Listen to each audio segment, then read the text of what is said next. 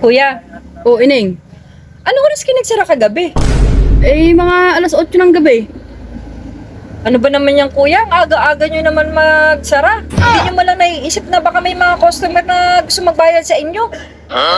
Ay, ganun ba, Ining? Bakit magbabayad ka ba sana kahapon, kagabi? Ay, oo, kuya. Magbabayad sana ako kagabi. Kaso pagka-uwi ko galing trabaho, sarado na kagad yung, yung tindahan nyo. Magkakatok sana ako sa pinto nyo, kaso nga lang, naisip ko baka tulog na kayo. Ay, pasensya ka na, Ining, kasi masakit ang ulo ko kahapon. Masama ang pakiramdam ko talaga kahapon. Pasensya. Alam mo ba, kuya, hindi ako nakatulog na maayos, nagkakaisip din sa utang ko. Eh, akala ko kasi, Ining, bandang katapusan ka ba magbabayad? Kasi akala ko, gano'n ng araw ng pagsahod mo. Katapusan? Ang tagal-tagal naman kung katapusan pa. Tsaka nahihiya kasi akong singiling ka. Iniisip ko, baka wala ka pang pera. Yan. Yan ang hirap sa inyo. Pa nagpapautang kayo, hindi kayo marunong maningil. Dapat kung ganyan, kung nahiya kayo maningil, huwag kayo magpautang. Kami yung nahihirapan magbayad sa inyo eh. Eh, nahihiya rin kasi akong hindi magpautang, Ining. At nahihiya naman ako sa mga suki. Eh, ang problema doon, nahihiya din akong maningil. Kaya nga kuya, kung ganyan ang style mo, huwag ka na magpautang kung nahiya ka maningil. Magkano ba utang ko dyan? Ay, teka, Ining, at kukwentahin ko muna. Tuloy ako nakatulog na maayos ka gabi. Eh, 520, Ining. 520? Oo. Babayaran mo na ba lahat ngayon? Kaya nga, tinatanong ko sa'yo, di magbabayad ako.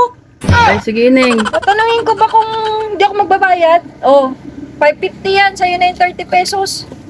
Sigurado ka, Ining? Ay, oo, sigurado ko. Eh, bakit? Eh, kasi pinakutang mo ko. Kaya ginawa ko ng 530 kasi alam ko naman yung puhunan mo dito, pinaiikot-ikot mo lang. Saka hindi ko na paabutin ng katapusan. Dahil alam kong kailangan mo din ng puhunan. Ay, salamat naman, Ining, kung gano'n. Buti ka pa yung nakakaintindi. Yung mga ibang pinapautang ko hindi nakakaintindi. Pag minsan nagagalit pa sila sa akin. Kaya ikaw kuya, dapat nakakaintindi ka din. Dapat marunong ka din maningil. Hindi yung magpapautang ka tapos hindi ka marunong maningil. Kami yung nagkaka-problema sa sa ganyan mong style eh. Eh, pasensya ka na, Ining. Sana lahat ng customer kagaya mo, ano. Ay nako kuya, alam ko kasi yung yung pakiramdam mo, alam ko na kailangan mo ng puhunan dahil alam kong pinapaikot mo lang yung puhunan mo. Tsaka ayokong masira yung tiwala mo sa akin. Para sa susunod, pag nangailangan ako, makakautang huli ako sa'yo. Ay, sigurado naman, Ining, napauutangin kita at napaka-ayos mo naman palang kausap.